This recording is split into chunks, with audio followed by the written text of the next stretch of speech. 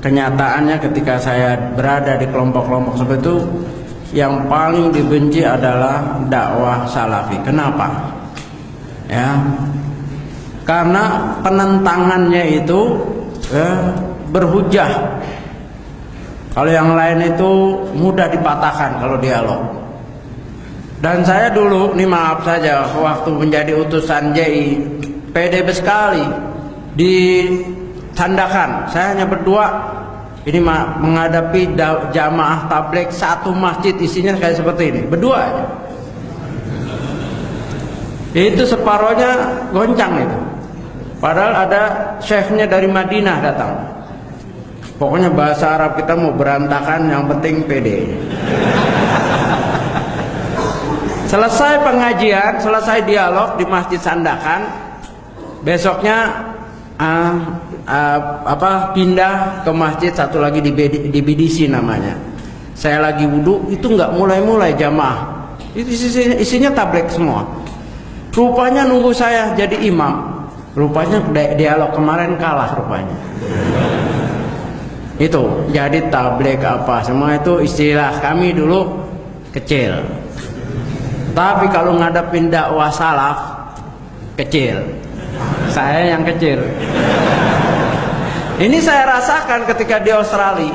Saya menghadapi murid dari Syekh Muhammad Shalih Utsaimin.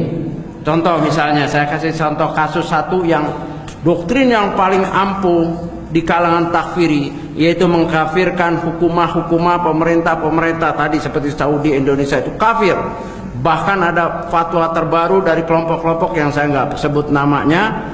Indonesia lebih kafir daripada Amerika, lebih kafir daripada Australia, lebih kafir daripada Inggris. Saya punya rekamannya ketika dialog di Nusa Kambangan.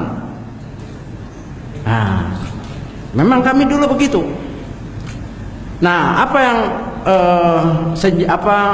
yang kita sangat benci dengan salaf ketika itu? Saya sangat benci dengan salaf, kelompok-kelompok seperti saya, karena mereka memang hujahnya berat untuk dipatahkan. Salah satu yang saya justru malah berubah, yaitu ketika masalah takfir, ya, beliau ketika itu saya dialog dengan beberapa masyayikh yang ada di Australia. Di antara yang sampai sekarang saya hafal hadis itu, ya sebetulnya sebelumnya juga saya hafal, cuman tafsirnya lain. Ya. Itu hadis tentang dalam Sahih Muslim, sayakun min ba'di a'immatun la yahtaduna bihudaya wa la yastanuna bisunnati sayakumu fihim rijalun qulubu syayatin fi jisnanil ins. Akan muncul nanti, ya, pemimpin-pemimpin yang mereka tidak berpegang dengan petunjukku, yaitu Al-Quran, dan tidak berpegang dengan sunnahku, ya, yaitu hadis, dan akan tegak di antara mereka para pemimpin, qulubuhum qulubu syayatin fi jismanil ins, hatinya hati syaitan di badan manusia. Pemimpin saat itu seperti itu. Kalau sudah hati syaitan, mana kenal halal haram, ya. Terus sahabat bertanya, "Madza nasna ya Rasulullah?" Apa yang kami buat ya Rasulullah dengan pemimpin dengan keadaan seperti itu? Apa Rasulullah bilang? Apa suruh berontak, buat jamaah, berjihad, menentang? Tidak. Dengar dan taat. Dengar dan taat, walau ukhidha maluka, meskipun hartamu dirampas, wa duriba dhahruka, dan cambuk di punggung kamu dicambuk. Dengar dan taat. Ini hadis. Dan ada kaidahnya. Idza jal asar batalan nazar. Kalau udah ada hadis asar, batal itu pendapat-pendapat. Nah, dialog ini panjang. Ya. Karena kalau ditakfiri, hadis itu dibantai dengan ayat. Ya, dibantai dengan ayat surat Al-Maidah, "Famalam yahkum bima anzalallahu fa begitu aja, bolak-balik. Tapi tidak seperti itu pemahamannya. Yang benar kan ayat ditafsirkan dengan hadis, tidak saling bertentangan ketika hadis sahih. Ya, ayatnya itu betul, tapi siapa yang menafsirkan Al-Qur'an? Yaitu hadis. Ya, sudah diterangkan. Dari sini saya menyerah. Ya, dan tentunya banyak hadis lain, diantaranya hadis riwayat Ahmad, la tunqadunna ural Islam urwatan urwatan, akan terlepas dari tali Islam, dari ikatan Islam satu ikatan-ikatan. Yang pertama, kullaman qad intaqadat tasabbasan nasu billati taliha. Setiap putus orang akan berpegang dengan ikatan selanjutnya. Wa awwaluhunna naqdul hukmi. Yang pertama kali putus adalah lepas adalah tentang hukum, kemudian sholat. Nah, ketika di situ hadis Nabi SAW ketika menyatakan yang pertama lepas adalah hukum, Nabi tidak bilang kafir, habis kafir, tidak, masih ada selama masih ada sholat dan seterusnya. Ini yang nggak ada bijaksananya nih takfiri, langsung kufar kafir. Nah, sekarang mereka yang takfiri dikafirin lagi sama ISIS. Nah, ini kejadian. Saya kan keliling nih di Nusa Kambangan. Orang-orang yang dulu dihukum mati, hukum seumur hidup, ada yang hukum mati, sempat dialog. Ustaz, kenapa? Ya masih sama saya walaupun udah beda tapi tetap manggil Ustaz karena pernah ngaji kan. Ustaz, saya kan sudah begini nih seumur hidup.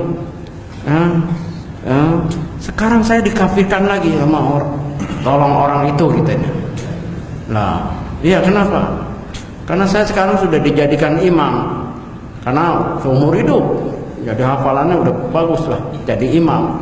Nah, tapi karena udah jadi imam dekat dengan para sipir penjara, senyum, ngobrol, kata orang-orang itu senyum dengan sipir kafir. Nggak ada yang jadi makmum mereka. Itu J, itu tokoh J yang meledakkan, ada salah satu peledakan yang dia lakukan seumur hidup. Sekarang dikafirkan oleh temannya yang ini takfiri lagi, yang beat dengan ISIS. Coba takfiri dikafirkan lagi. Jadi ISIS ini takfir murakkab. Kafir pangkat dua ya. Ya begitu. Akhirnya berantem mereka. Berantem. Nah, saya cuma gini, emang enak dikafirin. Saya nggak banyak dalil, emang enak dikafirin. Nggak enak, makanya jangan kafirin orang. Begitu ya. Nah, itulah hujah-hujah yang dilontarkan oleh dai-dai atau ulama salaf yang bermanhaj salaf atau sunnah, ini susah dipatahkan. Inilah mereka benci. Akhirnya mereka tuduh dakwah salafi adalah dakwah neo-murji'ah. Nah, saya dibilang murji'ah. Jangankan saya, Syekh Ali aja dibilang murji'ah. BNPT telah mengundang tokoh murji'ah, Syekh Ali Hasan Halabi. Coba antum panggil orang yang itu, tanya murji'ah apa? Enggak tahu dia tuh. Wallahu alam, pokoknya katanya Syekh Ali murji'ah. Ya, itulah tuduhan mereka. Ya dulu saya juga begitu menuduh. Pokoknya kalau yang bertentangan dengan kita murji'ah. Ya, karena apa? Karena kita di khawarijin katanya. Jadi kalau kita diskusi yang satu khawarij, yang satu murji'ah, yang siapa yang ahlu sunnah? Ya, nah inilah. Jadi berpegang teguhlah dengan dakwah sunnah. Karena disitulah al-mustaqbal fil Islam, masa depan Islam ini dengan keilmiahan. Ya, siapa saja yang istilahnya mempersoalkan, dia akan lelah sendiri. Karena hujah-hujahnya wadih seperti matahari di siang hari. Siapa yang bisa nutup? Ya, matahari terang benderang di siang hari. Ya, orang yang nggak bisa melihat, ya orang yang buta dan buta mata hatinya.